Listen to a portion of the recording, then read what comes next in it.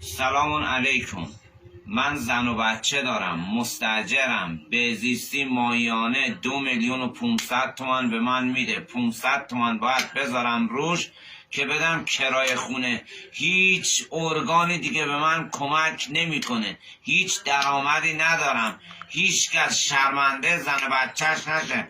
تا به حالم نمیخواستم این کارو کنم، مجبورم. هیچ کس نمیتونه این کارو کنه. هر که میتونه بلند شه بیاد این کارو کنه.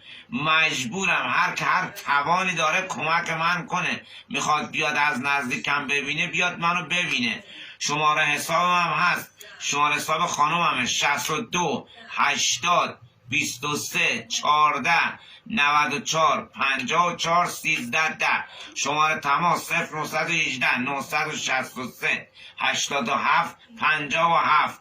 هر کس توانش انسانیت داره چه 5,000 تومنم باشه کمک کنه. خیلی گیرم.